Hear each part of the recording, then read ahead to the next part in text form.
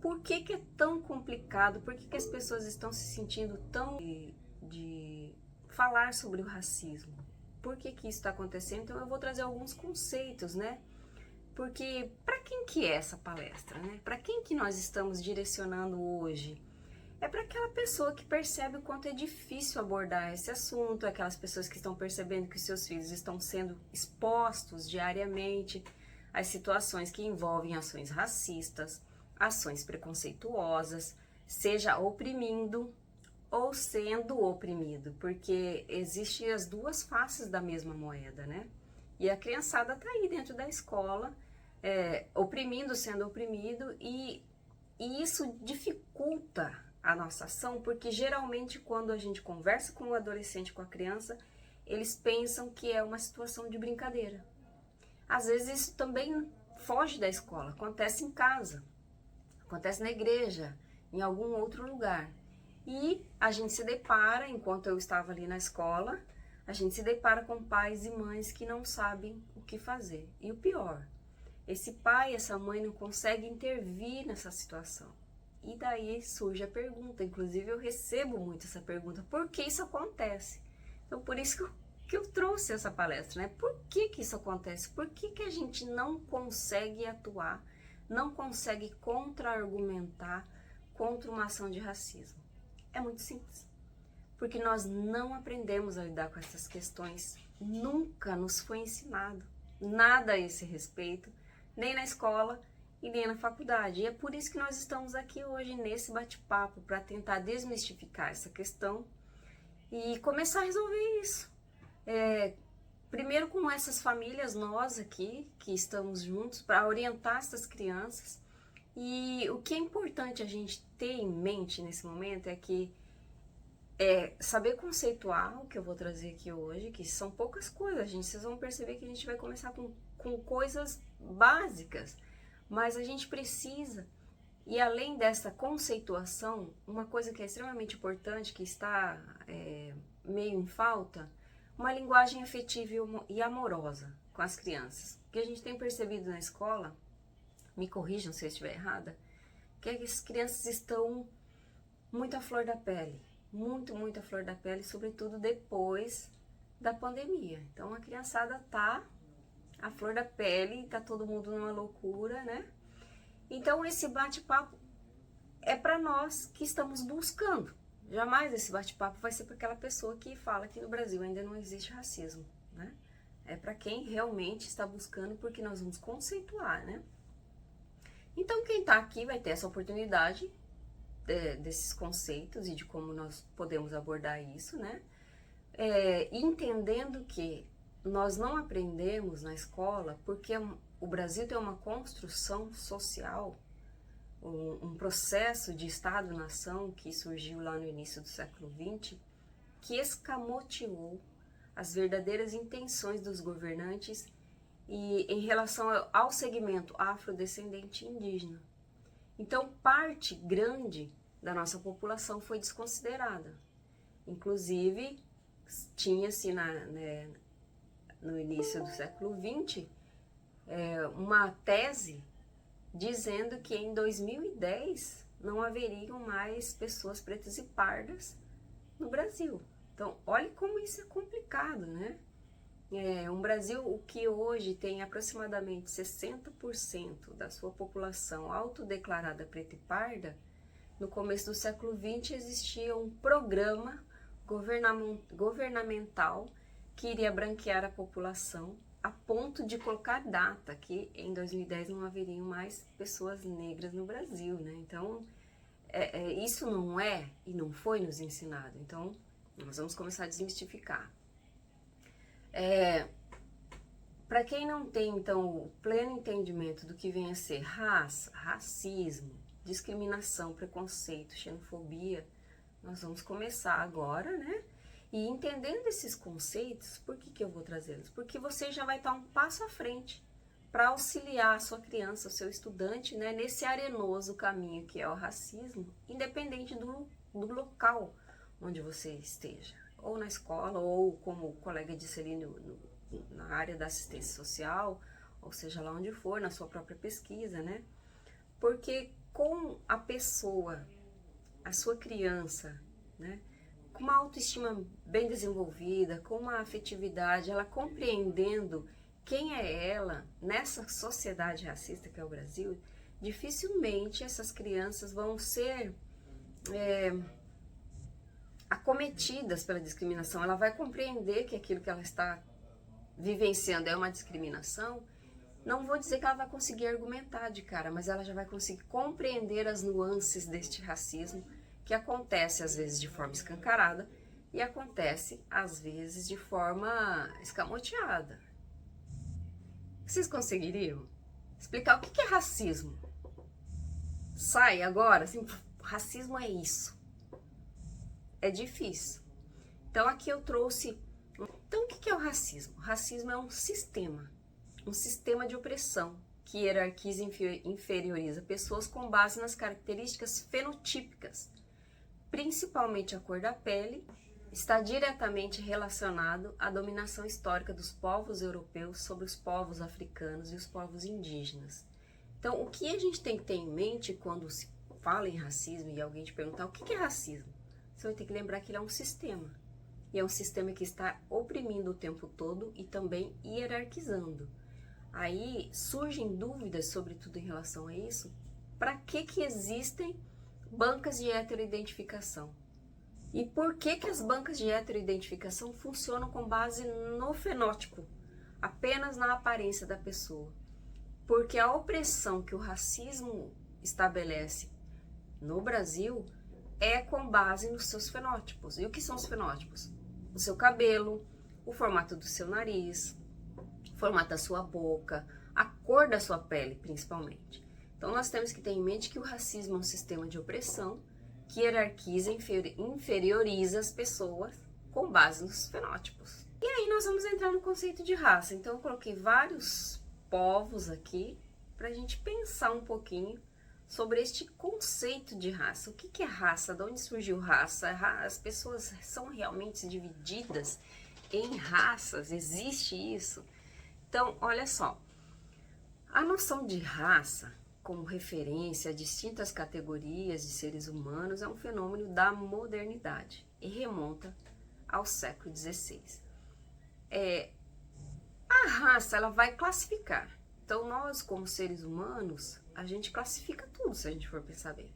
Eu classifico as roupas que eu mais gosto, eu classifico os meus amigos, eu classifico os lugares que eu gosto de ir, as comidas que eu gosto de comer. Então, a classificação em si é uma coisa inata.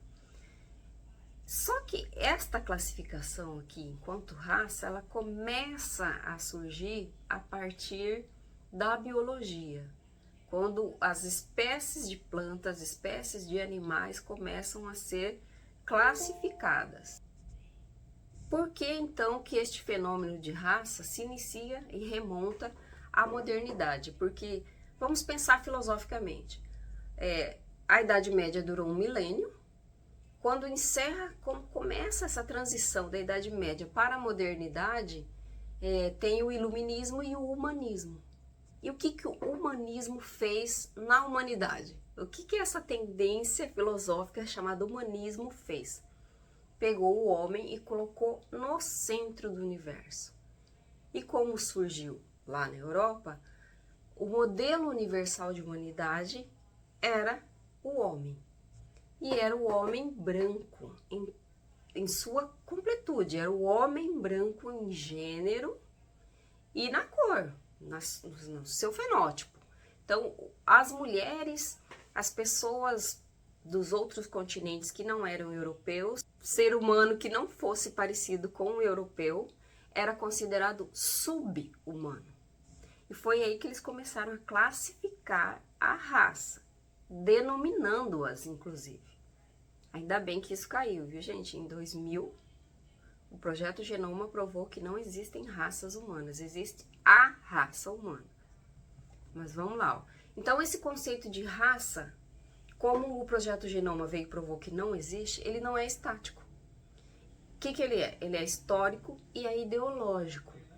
Ele é contingente. Por que ele é contingente? Porque ele sempre prevê um conflito, busca esse poder e busca decisões relacionadas ao poder. Por isso que ele foi tão utilizado lá atrás. Hoje ele se mantém enquanto um conceito ideológico, mas ainda não está desvinculado do poder. É um conceito ideológico que visa o poder e atua ainda com grande poder, né? Então ele é relacional e histórico, isso quer dizer que ele não é fatalista. A gente, aos pouquinhos, iniciando essa mudança deste conceito. Por isso que eu trouxe para vocês hoje. Por que eu tenho medo de dizer com a minha criança sobre o racismo? Nós vamos começar a desconstruir isso, porque você vai perceber que é ideológico, absolutamente ideológico. É a história da constituição política e econômica das sociedades brasileiras. Tanto o racismo, que é esse sistema de opressão, quanto a raça, que ainda alimenta esse sistema de opressão que está na construção de todas as sociedades, praticamente, principalmente na sociedade brasileira. É tão complicado a gente discutir raça, porque se mistura muitas coisas em um assunto só.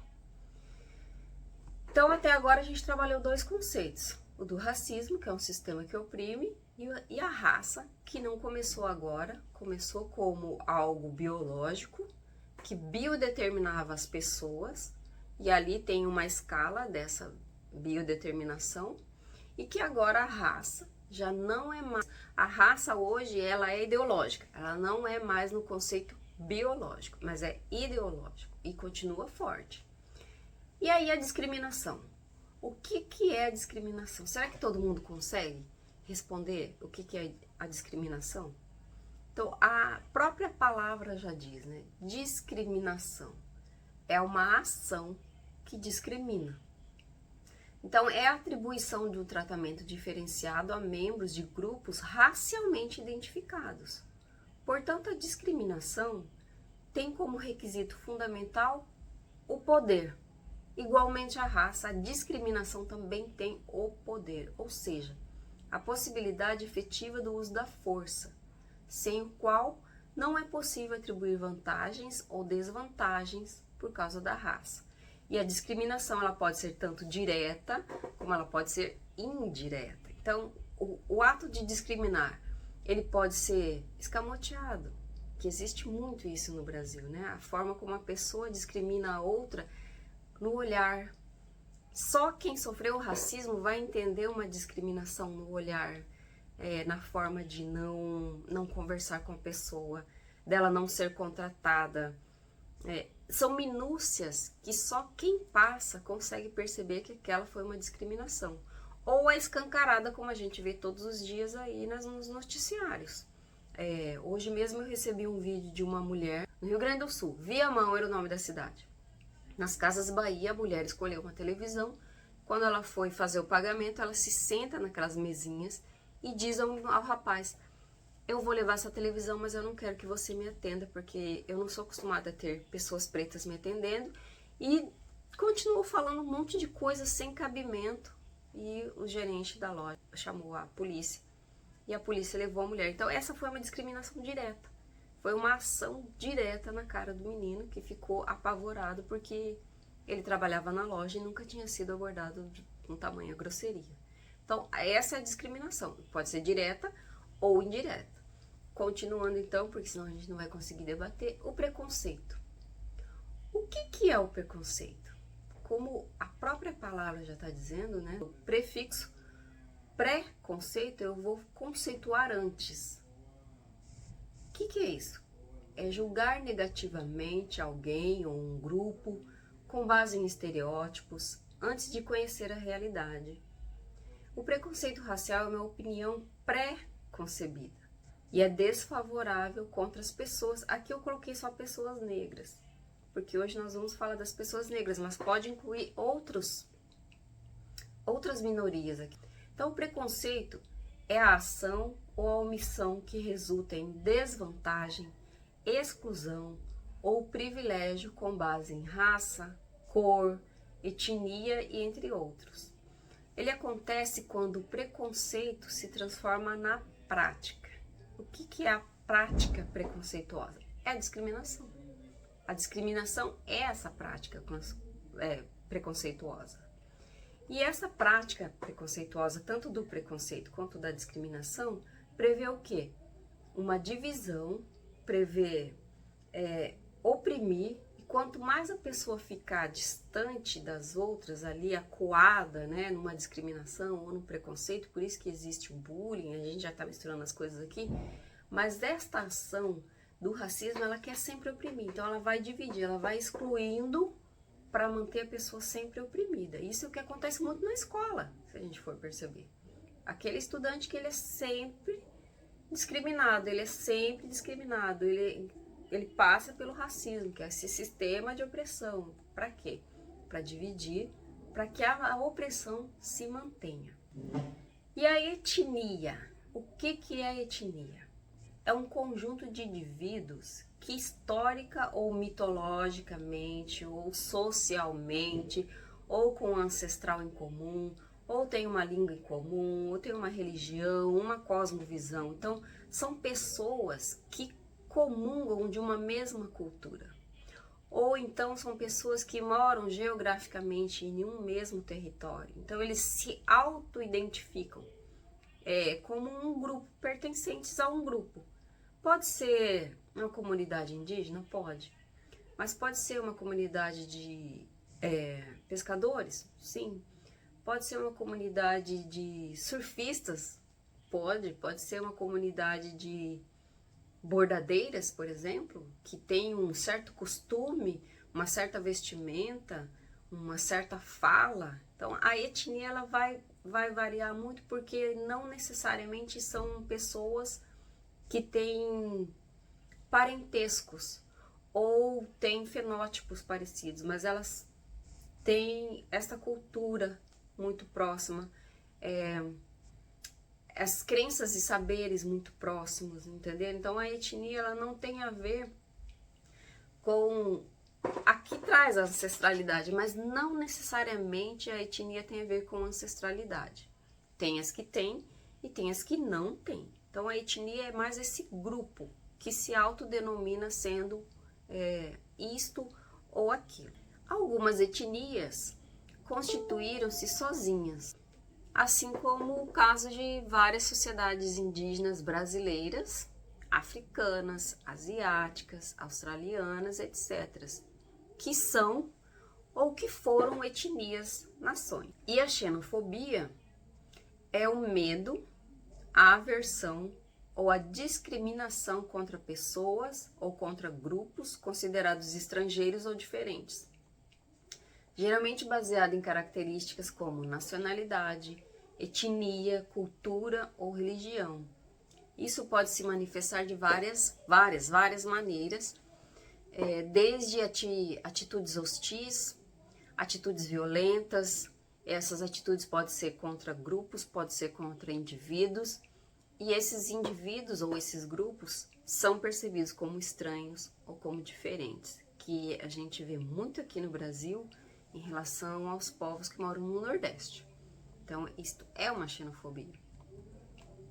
E a xenofobia pode ter raízes históricas, culturais, econômicas ou políticas, e é considerada uma forma de preconceito que pode ter consequências negativas para as sociedades.